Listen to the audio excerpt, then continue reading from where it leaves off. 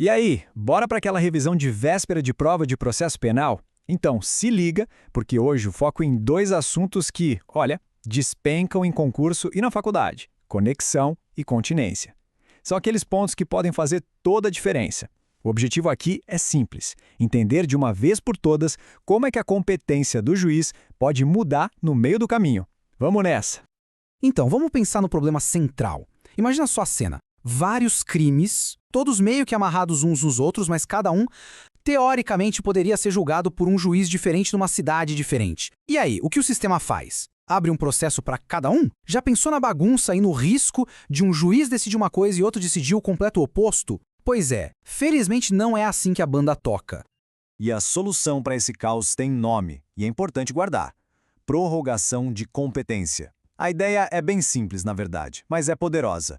Pensa assim: um juiz que, em tese, só julgaria o crime A, acaba tendo a sua competência, digamos, esticada, para poder julgar também os crimes B e C. Por quê? Porque eles têm uma ligação. É tudo uma questão de buscar mais eficiência e, claro, evitar decisões malucas e contraditórias. Certo, então esse aqui é o nosso roteiro, bem direto ao ponto. Vamos ver por que a competência muda, depois mergulhar nos dois mecanismos, conexão e continência, entender a regra de desempate, que é o foro prevalente, e fechar com a questão da unidade versus separação. Bora lá! Bom, a gente sabe que a regra é que a competência é fixa, né? A lei diz onde cada crime deve ser julgado. Mas por que isso pode mudar? A resposta está justamente nos dois caras da nossa revisão: a conexão e a continência. São eles que, na prática, puxam um crime que seria julgado num lugar para ser julgado em outro. Beleza, vamos entrar de cabeça no primeiro mecanismo. O nome já diz tudo: conexão. Simples assim, existe um elo, uma ligação entre dois ou mais crimes. E aqui a atenção máxima, porque o artigo 76 do Código de Processo Penal traz 3 tipos. E para a prova, é fundamental, mas fundamental mesmo, saber a diferença entre eles. O primeiro tipo é a conexão intersubjetiva. Para não esquecer, vamos quebrar a palavra. Inter quer dizer entre. Subjetiva vem de sujeitos, ou seja, pessoas. Pronto. Estamos falando de uma conexão que existe por causa das várias pessoas envolvidas em vários crimes. E essa conexão intersubjetiva se abre em 3 hipóteses. Foco total aqui que isso cai muito. Primeiro, por simultaneidade.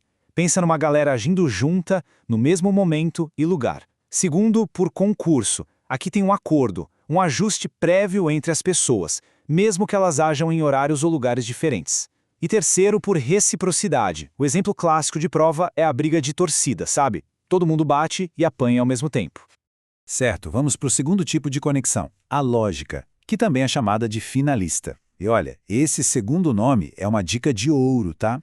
Finalista lembra finalidade. A ideia é exatamente essa: um crime é cometido com um propósito, com uma finalidade bem específica que se liga a outro crime.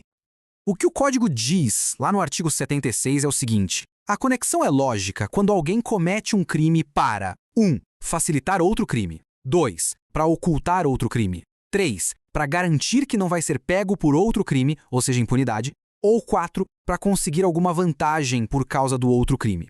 O exemplo clássico: a pessoa furta um carro para usar na fuga de um assalto a banco. Um crime é a ferramenta para o outro. Estão amarrados. E para fechar a conexão, temos a probatória, ou instrumental. Essa aqui é talvez a mais fácil de entender. A lógica é: para provar o crime A, eu preciso da prova do crime B.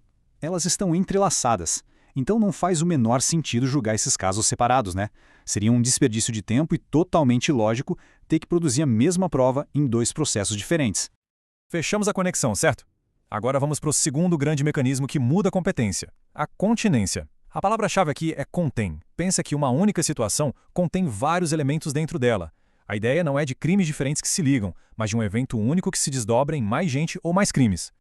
E o artigo 77 mostra que a continência tem 2 caras. A primeira é a cumulação subjetiva. Subjetiva lembra sujeitos, pessoas, né? Então é isso: um crime só, com 2 ou mais pessoas acusadas. É o famoso concurso de agentes. A segunda é a cumulação objetiva. Objetiva lembra o objeto, o resultado. É quando uma única ação gera 2 ou mais crimes. O exemplo clássico é o concurso formal. Uma conduta, vários resultados. Moleza, né? Tá bom.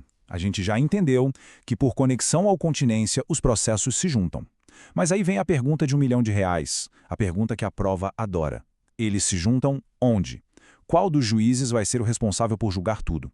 Para resolver essa treta, o artigo 78 do CPP cria uma fila, uma hierarquia. É o que a gente chama de foro prevalente. Olha, esse quadro aqui vale ouro. É para tirar print, anotar, tatuar, porque isso aqui é a questão certa de prova. Vamos lá, é uma escadinha, tem que seguir a ordem. No topo de tudo, manda o tribunal do júri. Se tem um crime doloso contra a vida no meio, já era, o júri puxa tudo para ele. Ponto. Depois, se não tiver júri, a jurisdição especial ganha da comum. Aí, a de maior graduação. Agora a parte que mais cai. E se os juízes forem da mesma categoria? Aí a gente usa o mnemônico PQP. Primeiro, prevalece o juízo do crime com a pena mais grave. Empatou? Vamos para a quantidade de infrações. Empatou de novo, aí quem resolve é a prevenção. Gravou? Pena, quantidade, prevenção. Beleza, então a regra geral é juntar tudo, certo? Princípio da unidade. Mas, como a gente sabe, no direito sempre que tem uma regra tem um porém, e aqui não é diferente. Quando a gente acha que entendeu tudo, vem o plot twist.